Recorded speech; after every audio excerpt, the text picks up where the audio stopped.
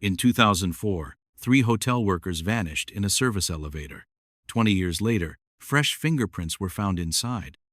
The air that sighed out of the newly breached opening was thick with the smell of stale time, of concrete dust, and something else, something metallic and faintly organic. The demolition supervisor, a man named Henderson, coughed, waving a hand in front of his face. He'd told his crew to be careful with this one. The old hotel, the Grand Atlas, was being gutted for luxury condos, and the owners wanted anything salvageable. Well, salvaged. But this service elevator, number 3, wasn't on any salvage list. It was marked on the 20-year-old renovation blueprints as decommissioned and sealed. No one knew why exactly. Rumors, of course. Old hotels always had rumors. Henderson had half expected to find it empty, maybe a broken cable, a rusted floor.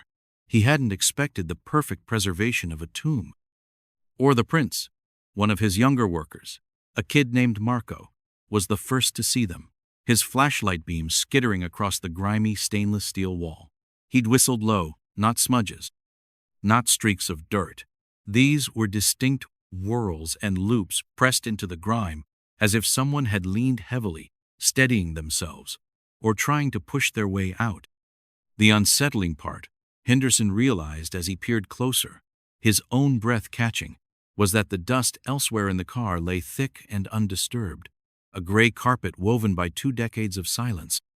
But these prints? They looked recent. How recent? The dust around them was barely there, as if displaced by the very act of their making. His heart began a slow, heavy drum against his ribs. This wasn't right. This wasn't just an old, forgotten elevator. He pulled out his phone, his thumb hovering over the numbers for the site manager, then hesitating. This felt bigger than the site manager. He thought of the stories, the ones that had circulated when he was just starting in the trade, about the Grand Atlas, about the people who went in and never came out. He dismissed them as urban legends, the kind that cling to old buildings like ivy. Now, the ivy felt cold against his skin. What had they stumbled into? The silence in the shaft was absolute, broken only by the drip, drip, drip of water from somewhere far above, a sound that seemed to measure out the lost years. Marco was still staring at the prints, his face pale in the flashlight glow. "Did you touch anything?" Henderson asked, his voice raspy. Marco shook his head, eyes wide.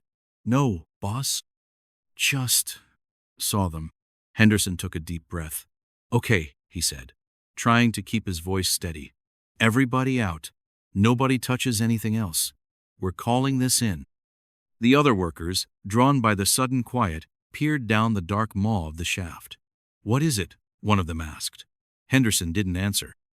He just looked back at those impossible fingerprints, wondering whose hands had left them there, and when, and if they were the only thing that had been left behind. The year 2004. It felt like a lifetime ago, a different world. But inside this metal box, time had apparently played a trick, and the past was suddenly, shockingly, present. He finally made the call, not to the site manager, but to the police. He had a feeling this demolition job had just become a crime scene, a very old, very cold crime scene, with a baffling new clue. The year was 2004. The Grand Atlas Hotel was in its twilight years, still grand by name but frayed around the edges, its once lustrous reputation fading like an old photograph. It was a Tuesday in late October, the kind of damp, gray evening where the city seemed to huddle under a perpetual twilight. Shift change at 3 p.m. was a daily ritual, a quiet exchange of duties and tired pleasantries. Sarah, just 22, saving up for college, always a little too cheerful for the afternoon slump. Michael, 45, a lifer at the Atlas, who knew every creak of the old building and carried the weariness of 1,000 guest complaints in his eyes. And Maria, 38, a single mother of 2, her mind always half on her kids, her movements efficient and practiced. They were last seen on the flickering black and white security camera feed from the staff corridor, walking towards service elevator number 3. Sarah was laughing at something Michael said, her head thrown back. Maria walked a little ahead, already focused on the tasks awaiting her on the upper floors. The grainy footage showed them step inside. The doors slid shut with a pneumatic hiss. And that was it. They were never seen again. The initial alarm was raised an hour later when they failed to report to their stations. A quick search of the staff areas yielded nothing. Security checked the elevator panel. Number 3 was shown as being on the 5th floor. But when a maintenance worker forced the doors open there, the car was empty. They checked every floor. Empty. The shaft beneath. Empty. It was as if the elevator itself had ingested them. Panic began to ripple through the hotel. Guests were discreetly questioned. Staff rosters checked. Had anyone seen them leave? No. The police were called. The initial investigation was hampered by the hotel's labyrinthine layout and its outdated systems. The elevator was old, prone to glitches, they were told. Perhaps it had stopped between floors, and they'd somehow gotten out, disoriented. But how? And where did they go? Days turned into weeks. The families were frantic, then devastated, then slowly, agonizingly, resigned to a mystery that offered no solace. Sarah's parents clung to the hope she'd run off, started a new life, though it was wildly out of character. Michael's wife descended into a quiet grief that never truly lifted. Maria's children went to live with their grandmother, their young lives forever marked by the question of what happened to their mother. The hotel, meanwhile, was bleeding money and reputation. The vanishing elevator became a lurid headline, a stain they couldn't wash away. Less than 6 months later, under new ownership, a major renovation was announced.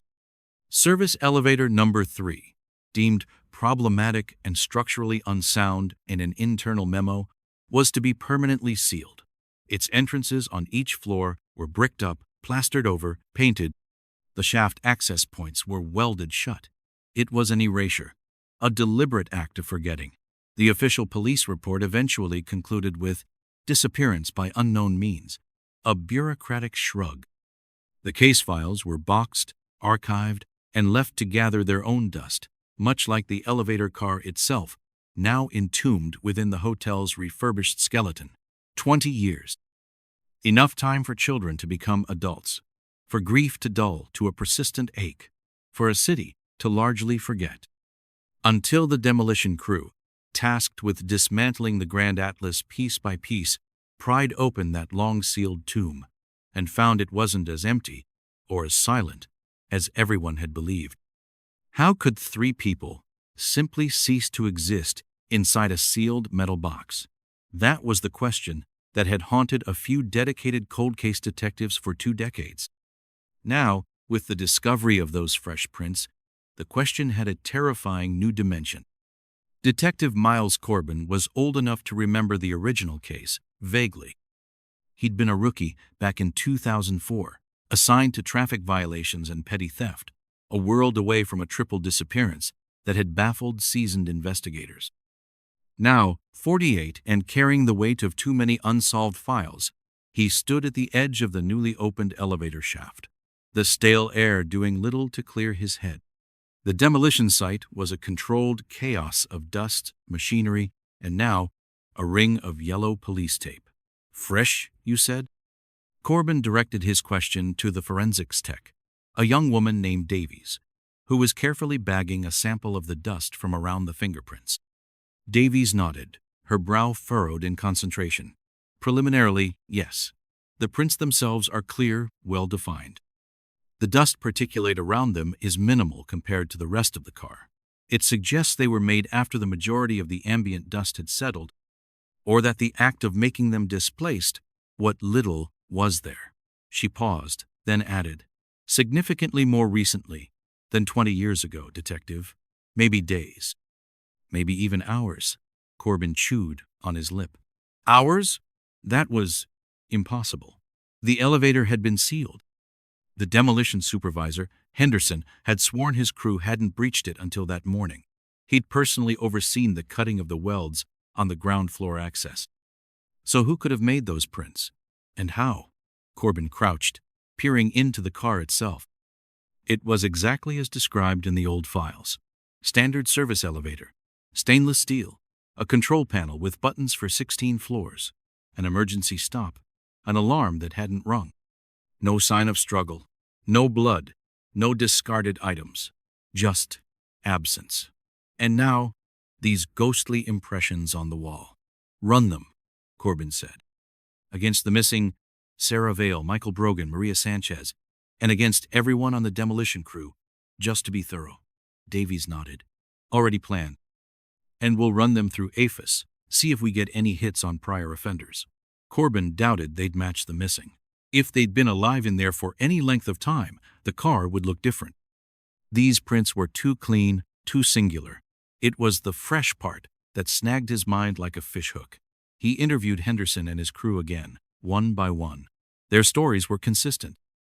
They'd started work on this section of the building 3 days ago, focusing on the exterior walls first. The elevator shaft was interior, and this particular car had been last on their list for this phase, only opened that morning, around 10 a.m. No one had seen anything suspicious. No one had heard anything unusual, beyond the normal groans and creaks of an old building giving up the ghost. The old case files had been delivered to the temporary command post, set up in a dusty, half-demolished office. Corbin spread them out. Photos of the 3 smiling faces, taken from employee records. Sarah, bright-eyed. Michael, a hint of a weary smile. Maria, her expression serious, almost worried. He read through the witness statements from 2004. Hotel staff who saw them head to the elevator. The maintenance man who first found it empty. Nothing new jumped out. It was a perfect, sealed room mystery. Or it had been.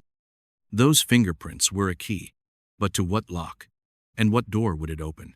He thought about access. If not through the sealed doors, then how? From above? Below? Through the walls? The original investigation had supposedly checked all that. Anything from the shaft itself? He asked Davies, who had just returned. The technicians are still examining it. It's a long drop. But so far, nothing obvious. Cables are intact, though corroded. Counterweights seem fine. The emergency hatch on top of the car is closed. Looks like it hasn't been disturbed from the outside. Bolted from within. Standard. Bolted from within.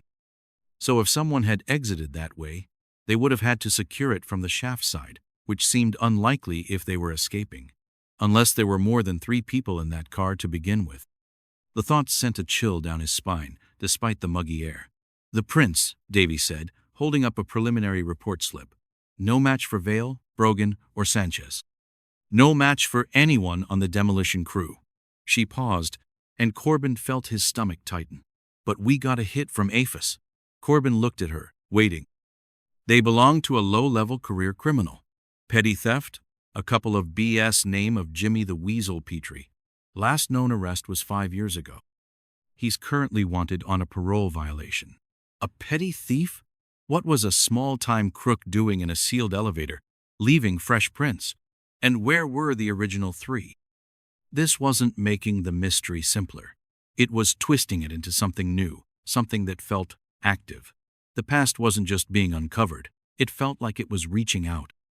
The news that the Grand Atlas elevator had been opened, and that something was found inside, ripped through the lives of the 3 families like a shockwave, tearing open scars that had never fully healed. For 20 years, they had lived in a limbo of unanswered questions, a place where grief had no finality. Sarah Vale's parents, now in their late 70s, had moved to a smaller house, the shrine of their daughter's bedroom eventually dismantled, its contents stored in boxes that pricked like thorns whenever they were stumbled upon. The call from Detective Corbin was like a voice from a dream they'd long ago stopped allowing themselves to have. Hope, sharp and terrifying, pierced through the carefully constructed piece of their retirement. Could she still be alive? Or, the darker, more insistent whisper, would they finally know what horrors she had faced? Michael Brogan's wife, Elena, had never remarried. The Grand Atlas had stolen her husband, and with him, her future. She'd raised their son, Leo, on her own, shielding him as best she could from the ghoulish curiosity and the slow, grinding pain of not knowing. Leo was now 25, a quiet, introspective young man who carried his father's absence like a shadow. When Elena told him about the fingerprints, about the reopening of the investigation, he felt a strange mixture of dread and a fierce, unexpected surge of purpose. He needed to know, for his mother. For the father he barely remembered. Maria Sanchez's children, Isabella and Mateo, were 28 and 26. Their grandmother, who had raised them with fierce love and stories of their mother's bravery, had passed away 5 years prior. The call about the elevator came to Isabella, the older, more pragmatic sibling. She listened, her heart pounding, then called Mateo. For them, their mother was a saint, a martyr to some unknown, terrible fate. The idea that there might be answers, after all this time, was almost too much to bear. Would this new discovery bring them peace or a fresh hell? The media, predictably, descended. The elevator, Ghosts of the Grand Atlas, was a headline too juicy to resist. News vans camped outside the demolition site. Reporters hounded the families, shoving microphones in their faces, their questions a barrage of morbid curiosity. Corbin tried to shield them, issuing terse no comments and promising updates only through official channels. But the story had a life of its own now. It was a national sensation, a 20-year-old mystery cracking open live on the evening news. Leo Brogan found himself drawn to the demolition site, standing across the street behind the police barricades, watching the activity. He didn't know what he expected to see. Dust, rubble, the grim faces of detectives. He just felt a compulsion to be near the last place his father was seen alive. He saw Henderson, the demolition supervisor, giving an interview, his face etched with a kind of weary disbelief. Later, Leo saw Detective Corbin emerge, looking tired and frustrated. Something about Corbin's demeanor, a sense of dogged determination, gave Leo a sliver of hope. He had to talk to him. He approached a uniformed officer at the barricade, explained who he was. After a few minutes, Corbin himself came over. He looked at Leo, his expression softening slightly. "Mr. Brogan, I'm sorry we're meeting under these circumstances." Leo just nodded. "The fingerprints, they weren't my father's?" Corbin shook his head. "No, or Miss Vale's, or Miss Sanchez's. They belong to a known criminal. We're trying to figure out his connection." A criminal? This was a new, ugly twist. Had his father and the others been victims of a robbery gone wrong? But then why seal the elevator? Why not report it? It made no sense. "Is there anything," Leo asked, his voice hoarse, "anything at all you can tell me about what you found in there, besides the prints?" Corbin hesitated. He wasn't supposed to release details. But looking at the raw hope and pain in Leo's eyes, a hope and pain he'd seen too many times before, he relented slightly. The car was undisturbed. For 20 years. Dust everywhere, except for those prints. He paused. And the air. When they first opened it, Henderson said the air was off. Stale, but with something else. Leo frowned. Something else? He couldn't quite place it, Corbin said. Almost metallic. Like old blood, maybe. But there was no visible blood. Old blood. The words hung in the air between them. Suddenly, Henderson, who had finished his interview and was walking towards the site entrance, stopped. He looked over at Corbin, then at Leo, a strange expression on his face. He approached them slowly. "Detective," Henderson began, his voice low. "There's something. I don't know if it's anything. Probably just my imagination. With all this going on." Corbin waited. "The day before we opened that car," Henderson continued, "I was up on the 5th floor, checking some structural supports near that end of the building. Near where that elevator shaft runs." He swallowed. "I thought I saw a flicker through a tiny crack in the wall, where the old elevator doorframe was bricked up. Like a light for just a second, and maybe a sound, so faint I dismissed it, like a scratching. A light, a sound, from inside a sealed elevator shaft?" Corbin felt a jolt. "Why didn't you mention this before?" Henderson shrugged, looking uncomfortable. "I thought I was imagining things. Tired. Old building playing tricks. But now, with those fresh prints," Corbin's mind raced. If Henderson wasn't mistaken, It meant someone could have been in that shaft, or even the car, very recently. Someone who knew how to get in. And if that someone was Jimmy, the Weasel Petrie, what was he doing in there? And was he still around? The information from Henderson, the demolition supervisor, about a possible flicker of light and a faint scratching sound from near the sealed elevator shaft just days before, electrified the investigation. It suggested a recent presence, a hidden access, something missed by everyone for 2 decades. Corbin immediately ordered a detailed search of the entire elevator shaft, from pit to rooftop motorroom, and the surrounding walls on every floor. This wasn't just about the car anymore. It was about the entire vertical tomb. The forensic team, equipped with powerful lights and specialized gear, rappelled into the greasy darkness of the shaft. They scanned every inch of the brickwork where the old doors had been sealed, looking for Henderson's crack, for any sign of recent disturbance. Hours passed. The dust from the ongoing demolition outside settled in the still air of the command post as Corbin reviewed blueprints, cross-referencing them with the original renovation plans from 2004. He was looking for anomalies, for hidden spaces, for anything that might explain how someone could access a sealed shaft. Then, a call came from Davies, her voice tight with excitement. "Detective, we found something in the car. It was under a lip of the control panel, caked in grime and old dust, almost invisible." "What is it?" Corbin pressed. "Looks like a button. Small black plastic.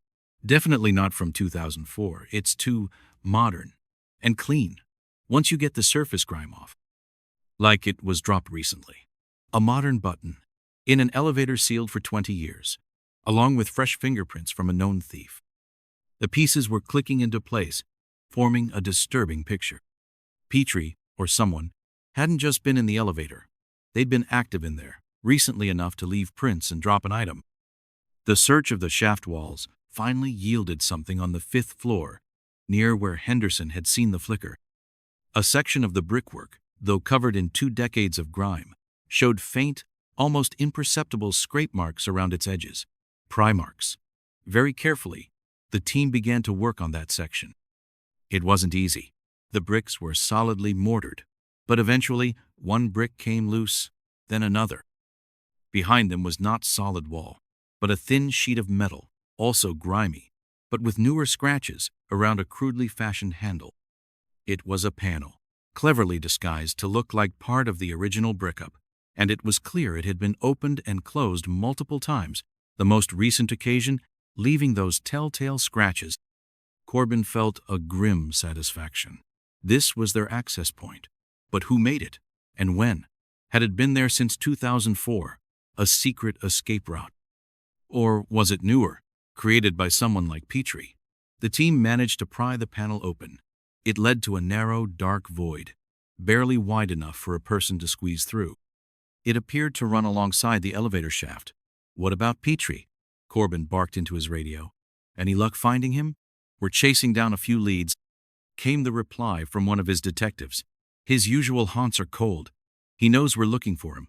The button found in the elevator car was sent for immediate analysis. It was small, nondescript, but its very presence was a shout in the silence of that tomb. It didn't belong. It was an intrusion from the present into a sealed past. Leo Brogan, unable to stay away, had returned to the perimeter of the site. He watched the increased activity, the sense of urgency radiating from the police. He'd heard whispers about a new discovery, something found inside the car. He needed to know. He saw Corbin emerge from the site office, his face set. Leo approached him again. "Detective? Anything?" Corbin looked at him, then at the sealed-off hotel. "We found how they might have gotten in, Mr. Brogan. A hidden access panel on the 5th floor, recently used." Leo's heart hammered. "And the button?" "I heard they found a button." Corbin nodded slowly. "We did. We're waiting on analysis." He paused, then his radio crackled. He listened intently, his eyes widening almost imperceptibly. He clicked it off. "The button," Corbin said, his voice low and grave. "They've identified it. It's not just any button." He looked directly at Leo. "It's a component from a specific model of a digital audio recorder, a listening device. Very small, very modern. A listening device. In the elevator. With fresh prints from a thief. Someone wasn't just getting into the elevator. Someone was listening. But listening for what? Or for who? The implications were staggering. This wasn't a cold case anymore. It was live. And it was dangerous. The sense of an active, present threat settled over Corbin. Who planted the bug? Petrie? Or was Petrie just a pawn, sent to retrieve it, or plant it, or check on it? And what secret was so important that someone would go to these lengths after 20 years to monitor a forgotten, sealed elevator? The silence of those 2 decades suddenly felt very loud, very menacing. The discovery of the listening device component shifted the entire focus of the investigation. This wasn't about a simple, albeit tragic, disappearance anymore, nor was it likely a robbery gone wrong by a petty thief like Jimmy Petrie. A sophisticated bug suggested planning, resources, and a motive far more complex. Who would want to listen in on a sealed, forgotten elevator car? Was the target the demolition itself? Were they trying to hear if the crew stumbled upon something specific? Or was the listening device older, part of the original mystery, and Petrie was sent to retrieve or repair it? Corbin's team began to dig into the Grand Atlas Hotel's history with renewed vigor, looking beyond the disappearance. Who were its owners in 2004? Were there any unusual guests, any long-term residents with questionable connections? What kind of business, legitimate or otherwise, flowed through its opulent if fading halls? The hotel, they found, had been owned by a shell corporation with opaque offshore holdings. Rumors from the time, dismissed during the initial investigation as city gossip, spoke of high-stakes poker games in penthouse suites, of discreet meetings between powerful, shadowy figures. Nothing concrete had ever been proven, but the whispers lingered. Could Sarah, Michael, and Maria have accidentally seen or heard something they weren't supposed to? Something connected to these powerful interests, something worth killing 3 people over and then sealing them away, as if they never existed? The pressure on Corbin was immense. The media frenzy was at its peak. The families were desperate for answers, their hopes and fears amplified by each new revelation. And now, the presence of a listening device hinted at an adversary who was likely still out there, still invested in keeping the truth buried. They intensified the hunt for Jimmy the Weasel Petrie. If he had planted or serviced that bug, he was their strongest link. They plastered his face on the news, offered a reward. Tips began to trickle in, mostly dead ends. Petrie was good at disappearing when he needed to. Corbin ordered a new frame-by-frame analysis of the original security footage from 2004, the footage showing Sarah, Michael, and Maria entering the elevator. 20 years ago, technology was limited. Now, with advanced digital enhancement, perhaps they could see something missed. He sat in a darkened room, watching the grainy images play out on a large monitor. The 3 employees, their faces indistinct but their forms familiar from the still photos. They step in. The doors begin to slide shut. Corbin leaned closer. "Stop it there," he told the technician. "Zoom in, right at the edge of the door as it closes. Enhance that section." The image pixelated, then slowly sharpened. The technician worked his magic, adjusting contrast, filtering out noise. And then Corbin saw it. A flicker, a shape. Indistinct, almost lost in the shadows at the back of the car, partially obscured by Michael Brogan's shoulder. But it was there, a 4th presence, not clear enough to be a person, definitively. It could have been a trick of the light, a piece of equipment left in the car, a reflection. But its position, its vague outline, it felt like another person. "Can you clear that up anymore?" Corbin asked, his voice tight. The technician shook his head. "That's the best we can get, detective. The original footage quality is just too poor." A 4th shadow. If it was a person, it changed everything. It meant the 3 weren't alone. It meant there was potentially a witness, or a perpetrator, right there with them as the doors closed. The listening device, the fresh prints from Petrie, the hidden access panel, and now, this ghostly 4th figure in the elevator. The mystery was deepening, twisting into something far more sinister than a tragic accident or a simple crime of opportunity? What if the elevator wasn't sealed because it was faulty? What if it was sealed to hide not just the victims, but the crime itself, orchestrated by someone with the power to make an entire elevator and 3 people disappear from the official record? Corbin felt a cold knot in his stomach. This wasn't just about finding Jimmy Petrie anymore. This was about uncovering a conspiracy that had lain dormant for 2 decades. And the people behind it were likely still powerful, still dangerous, and very invested in ensuring the secrets of service elevator number 3 remained buried forever. He needed to know who that 4th shadow could be. He pulled up the staff rosters for the Grand Atlas from October 2004. Who else was on duty? Who had access to that staff corridor, that service elevator, at that precise time? The list was long. Maintenance, security, kitchen staff, other floor workers. It was a daunting task. But now they had a new, critical question. Who was the ghost in the machine? The faint, enhanced image of a 4th shadow in the elevator car from the 2004 security footage was a bombshell. It recontextualized every known fact. Sarah, Michael, and Maria weren't just victims of a malfunctioning elevator or a random crime. They were potentially victims of someone who was in that car with them, someone who had a reason to silence them. The investigation pivoted. The hunt for Jimmy Petrie continued. But now, a parallel effort began, identifying that 4th shadow.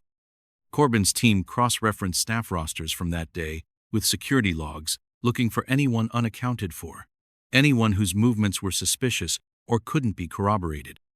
They re-interviewed former hotel employees who were still alive and could be located, showing them the grainy image, asking if it sparked any recognition, however faint. Most remembered the disappearances, the fear that gripped the hotel, but no one could definitively identify the shadow. It was too indistinct. The hotel's management from 2004 became a key focus. Who was in charge? Who made the decision to seal the elevator so quickly and thoroughly? Corbin discovered that the general manager at the time, a man named Arthur Jennings, had retired shortly after the renovation and moved overseas. Tracking him down would be difficult. The head of security, a man named Frank Coleman, had also left the hotel's employ a few months after the incident, citing personal reasons. His whereabouts were unknown. Were these departures coincidences or something more? The hidden access panel on the 5th floor, leading to the narrow crawl space beside the shaft, that became a critical area of forensic examination. It was clear this panel was the key to accessing the elevator car after it was sealed. The scratches were recent, suggesting Petrie, or whoever left the fresh prints, had used it. But had it been there since 2004? Was it part of the original crime, or a later addition? The forensic team found something else in the crawlspace, something that made Corbin's blood run cold. Tucked away in a dark corner, covered in cobwebs and grime, were several lengths of old, rotted rope and a crude, makeshift pulley attached to a rusted metal strut. The rope was frayed, ancient-looking. It was positioned directly above where the emergency hatch of the elevator car would have been when it was stopped. The implication was horrifying. Someone could have used this to hoist something, or someone out of the elevator car through its roof hatch. Corbin stared at the crime scene photos of the ropes. If the 4th shadow was the perpetrator, they could have subdued the 3 employees, stopped the elevator between floors, and then, using this hidden access and equipment, removed them from the car. This would explain why the car itself was found empty by the original searchers. They were looking inside the car, not above it. But where would they have taken the bodies? And why the elaborate charade of the vanishing elevator? Why not simply dispose of them elsewhere? Unless the point was the disappearance itself, the mystery, the lack of closure. The fresh fingerprints belonging to Jimmy Petrie now seemed even more significant. Was he involved in the original crime? Unlikely, given his profile as a petty thief. More plausible, he was hired recently by someone connected to the original crime, someone who knew about the hidden access, someone who wanted something from that elevator, perhaps to retrieve the listening device, or to plant it, or to ensure no evidence remained. The listening device itself was still a puzzle. Its presence suggested ongoing monitoring. Corbin's tech team managed to extract a tiny data chip from the fragment of the device found in the elevator. It was heavily encrypted, but they were working on it. They also tried to determine its transmission range and capabilities. It was short range, designed to send audio to a nearby receiver. Nearby. That meant the person doing the listening had to be relatively close. The demolition site, an adjacent building. As they delved deeper, the atmosphere grew heavier. This wasn't just a crime against 3 innocent hotel workers. It felt like a meticulously planned execution and cover-up, one that had held for 20 long years. The fourth shadow, the hidden panel, the ropes, they all pointed to a level of cunning and ruthlessness that was chilling. And the fresh prints, the listening device, they indicated the perpetrators, or their agents, were still active, still watching, still protecting their secrets. The question that burned in Corbin's mind was, what secret was so terrible that it necessitated such an elaborate, cruel deception and continued vigilance 2 decades later? The discovery of the hidden access panel, the old ropes, and the modern listening device component had transformed the cold case into a palpable, present-day threat. The fourth shadow on the vintage security footage loomed large in Detective Corbin's mind. Someone had been in that elevator with Sarah, Michael, and Maria. Someone who likely orchestrated their disappearance and almost certainly their deaths. The forensic team working on the crawlspace adjacent to the elevator shaft made another crucial find. Near the makeshift pulley system, almost invisible against the grimy concrete, they found faint drag marks, as if something heavy had been pulled from the top of the elevator car, through the hidden panel and into the narrow passage. But where did it lead from there? The passage seemed to terminate at a solid brick wall further down the corridor, an area that was part of a disused storage room on the 5th floor, also slated for demolition. Corbin ordered his team to examine that storeroom meticulously. It was filled with forgotten hotel junk, broken chairs, old mattresses, stacks of yellowed linens. But in one corner, behind a pile of rotting carpet rolls, they found it, another access point. Not a panel this time, but a section of drywall that was newer than the rest, poorly patched and painted over. It had clearly been breached and repaired multiple times. Pry marks around its edges matched those on the panel leading to the elevator shaft. This was the exit route. The perpetrator hadn't taken the victims down the elevator shaft or out through the main hotel corridors. They had brought them through the roof of the car, into the crawl space, and then out through this concealed opening in the storeroom.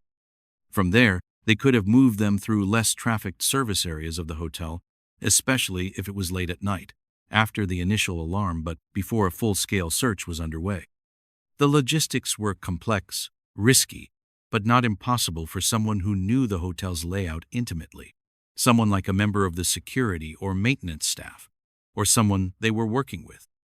The tech team, meanwhile, had made a breakthrough with the listening device component. While the encrypted data chip was still proving difficult, they had managed to analyze the device's unique transmission signature. It was a high-end, military-grade bug, not something a petty thief like Jimmy Petrie would acquire easily. And more importantly, its last active transmission, logged just 3 days before the elevator was opened by the demolition crew, coinciding with Henderson's sighting of a flicker of light, had pinged a secure data relay. Not a cell tower, a private, encrypted relay. The technicians traced the relay's location. It wasn't in some shadowy back alley. It was located on the roof of a highly secure, private data storage facility on the outskirts of the city. A fortress-like building known for handling sensitive corporate and, reputedly, clandestine government information. Corbin stared at the report. A military-grade bug, transmitting to a secure data vault. This was miles beyond a simple murder. This smelled of espionage, of deep-level conspiracy. What could 3 ordinary hotel workers have stumbled upon that would warrant this level of sophistication and silence? The connection was tenuous, but terrifying. Had the Grand Atlas Hotel been a clandestine meeting point for people connected to this data facility? Had the victims overheard or seen something they shouldn't have? Something that was now archived in that digital fortress, something still considered sensitive enough to monitor even a sealed elevator 20 years later? The hunt for Jimmy Petrie suddenly became even more urgent. He wasn't just a thief who'd found a way into an old elevator. He was a potential link to this much larger, darker network. Corbin put out an APB with a new sense of gravity. Petrie wasn't just a parole violator. He was a person of extreme interest in a major felony investigation with possible national security implications. This was no longer just about justice for Sarah, Michael, and Maria.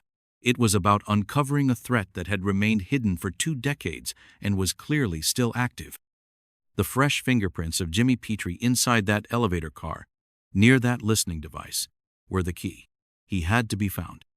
Because whatever he knew, or whoever he was working for, held the answers to what really happened in service elevator number 3. And why? The silence of the victims cried out, louder now than ever, demanding that the full, horrifying truth be brought into the light. The link between the military-grade listening device in the Grand Atlas elevator and the secure data storage facility was the critical breakthrough Detective Corbin had been searching for. It elevated the case from a tragic, albeit complex, local homicide to something with far-reaching, shadowy implications. His first step was to identify who had high-level access and overlapping employment or contracts between the Grand Atlas Hotel in 2004 and the data facility known as OmniSecure Archival. Cross-referencing employee lists, security contractor manifests, and even vendor logs from both entities was a painstaking process. Days were spent sifting through digital and paper records, looking for a name, any name, that bridged the two worlds. The name that finally emerged sent a jolt through Corbin: Frank Coleman. Coleman had been the head of security at the Grand Atlas Hotel in 2004. He'd resigned a few months after the disappearances, citing stress and a desire for a career change. Public records showed that within 6 months of leaving the Atlas, Coleman had taken a lucrative position as a security consultant for a firm that was a primary contractor for OmniSecure Archival. It was too coincidental to ignore. Corbin immediately ordered a deep dive into Frank Coleman. His photo from the Atlas employee records showed a man in his late 30s, sharp-eyed, with a military bearing. His file indicated a background in special forces before moving into private security. He was exactly the type of individual who would have the skills and knowledge to orchestrate the complex disappearance and cover-up. And he would have known the Grand Atlas, its hidden passages and blind spots, better than anyone. The most pressing need was Coleman's current location, and, crucially, his fingerprints for comparison with those found in the elevator, the ones initially attributed to Jimmy the Weasel Petrie, whose known prints were from older, less clear bookings. It turned out AFIS had made a partial match to Petrie, based on low-quality prints from a juvenile arrest. But Coleman, with his military and high-level security background, would have prints on file with federal agencies. A priority request was dispatched. While they waited, Corbin's team also refocused on Jimmy Petrie. If Coleman was the mastermind, Petrie was likely a hired hand, a deniable asset used for risky tasks like planting or checking the bug. They finally got a solid lead on Petrie. A known associate had been seen with him at a low-rent motel on the city's industrial fringe. A surveillance team was dispatched. The fingerprint comparison for Frank Coleman came back. It was a perfect match to the fresh prints found inside service elevator number 3, not Jimmy Petrie. It was Coleman himself who had been inside that car recently. Coleman, who had likely planted or serviced that listening device. The realization hit Corbin hard. The head of security. The man responsible for protecting the hotel and its staff. He was the architect of their disappearance. The motive began to crystallize. Sarah, Michael, and Maria hadn't just stumbled upon a random crime. They must have seen or heard something directly implicating Coleman, or the powerful interests he represented, interests now connected to OmniSecure. Perhaps illicit materials being moved through the hotel, clandestine meetings, data exchanges. Something they weren't meant to see, spoken aloud in the supposed privacy of a service elevator, unaware of who else might be there or what that person was capable of. Coleman had been the fourth shadow. He had silenced them, used his intimate knowledge of the hotel to make them vanish, and then directed the subsequent investigation away from the truth. The sealing of the elevator wasn't just a PR move by the hotel. It was Coleman ensuring his crime scene was permanently entombed under his supervision. The listening device was his way of monitoring the situation decades later, ensuring the demolition wouldn't accidentally uncover his secrets. His recent visit, leaving fresh prints, was likely a final check, perhaps an attempt to retrieve the bug before the elevator was breached. Corbin felt a cold fury. He now had his primary target. The raid on Jimmy Petrie's motel room happened swiftly. Petrie was caught off guard, but he wasn't the key anymore, just a loose end. Under interrogation, Petrie, facing serious charges, quickly crumbled. He admitted Coleman had hired him weeks ago, tasking him with checking on some old equipment in the abandoned hotel, giving him specific instructions on how to access the sealed elevator shaft via the hidden panels. Petrie claimed he didn't know what it was about, just that the money was good. He hadn't been in the car itself recently. Coleman had handled that part. With Petrie's confession corroborating Coleman's involvement with the bug, Corbin had enough. Frank Coleman was brought in. He was older now, silver-haired, but his eyes were still hard, calculating. The interrogation was tense. Coleman was smooth, denying everything, dismissing the evidence as circumstantial. He claimed his prints could have been in the elevator from his time as security chief 20 years ago, that Petrie was a liar. But when Corbin laid out the timeline, the military-grade bug, its transmission to OmniSecure, the hidden access panels, the ropes, the fourth shadow, Coleman's composure began to crack. He wasn't confessing to murder. He was too smart for that.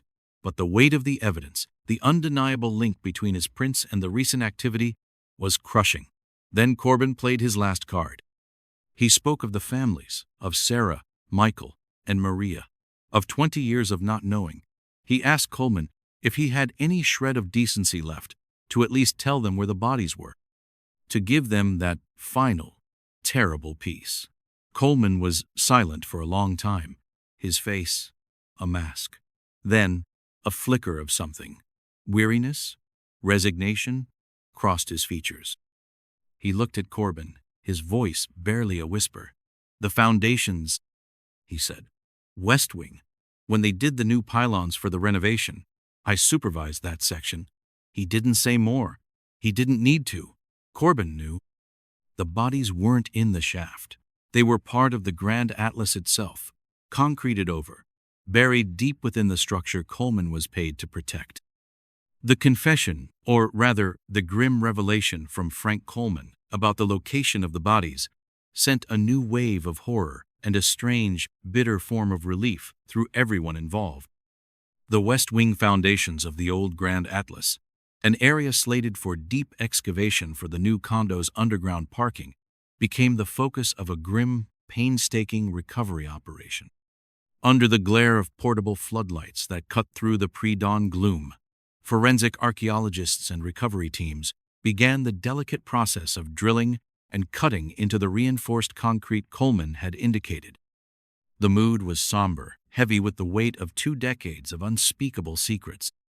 Leo Brogan, Sarah Vale's elderly parents, and Maria Sanchez's adult children, Isabella and Mateo, were kept informed, though shielded from the immediate, gruesome reality of the site. For them, this was the final terrible chapter, the end of a nightmare and the beginning of a new kind of grief, one with a horrifying certainty. After hours of careful work, a section of the concrete was removed, and there, encased and preserved in the stone embrace of the hotel's foundations, were human remains. 3 individuals. The positioning was haphazard, indicative of a rushed, desperate concealment. Personal effects found with them, pathetically preserved, a simple watch, a faded employee ID card, a small silver locket, would later confirm their identities beyond any doubt. Sarah, Michael, Maria. The news was delivered to the families with as much gentleness as the brutal facts allowed. There were no easy words. The raw anguish, the tears, the silent, stunned acceptance, It was the culmination of 20 years of tortured wondering. They finally knew. Their loved ones hadn't vanished into thin air. They had been murdered, their bodies desecrated, hidden by the very man tasked with their safety. Frank Coleman was charged with 3 counts of first-degree murder. Jimmy Petrie, for his lesser role, faced charges related to accessory after the fact and obstruction. The trial would be a media sensation, but for Corbin, the core of the case was closed. The why still had shadowy corners. Coleman never fully disclosed what Sarah, Michael, and Maria had stumbled upon. He only spoke of an unauthorized observation of a sensitive asset transfer within the hotel, hinting at corporate espionage or illicit dealings far above his pay grade. Things he was ordered to contain at all costs by powerful, unseen employers connected to the interests OmniSecure now protected. The full extent of that conspiracy, the identities of those who gave Coleman his orders, remained buried under layers of corporate secrecy and plausible deniability, likely to stay that way. The OmniSecure facility, when questioned, denied any knowledge of Coleman's illegal activities or any illicit use of the Grand Atlas. The official narrative would be that Coleman was a rogue agent, his motives buried with him in prison. The Grand Atlas Hotel demolition continued, but a pall hung over the site. The West Wing, where the bodies were found, became a place of grim pilgrimage for a few days. News crews held back, allowing a quiet space for memory. Leo Brogan stood there one afternoon, after the site was cleared, looking at the raw earth and broken concrete. A detective approached him and handed him a small, sealed evidence bag. Inside was a tarnished silver money clip, engraved with the initials MB. It had been found with his father's remains. Leo clutched it, the cool metal, a tangible link to the man he barely knew, a final, heartbreaking memento. The elevator shaft, number 3, was eventually dismantled, its components trucked away as scrap. The space it once occupied became just another void in the skeleton of the rising new structure. But for those who knew the story, it would always be more than that. It was a tomb, a secret passage, a place where time had held its breath for 20 years, waiting for the truth to be exhumed. The new luxury condos would eventually rise, gleaming and modern, built upon foundations that held more than just concrete and steel. They held the echoes of 3 lives cut short, and the dark secrets of a city that sometimes buried its dead a little too deep. The sense of closure was incomplete, bittersweet. Justice for Sarah, Michael, and Maria had been served, in a way, but the larger shadows remained. The questions about who Coleman truly worked for, what sensitive asset was worth 3 lives, would likely never be answered. Lost in the labyrinth of power and influence that operated just beneath the surface of everyday life. As the sun set over the city, casting long shadows from the towering cranes, one could almost hear the faint hiss of an old elevator, a whisper of a story that refused to be entirely silenced. Have you ever heard of anything like this, where the everyday suddenly becomes a doorway to such a dark mystery? Share your thoughts or stories in the comments.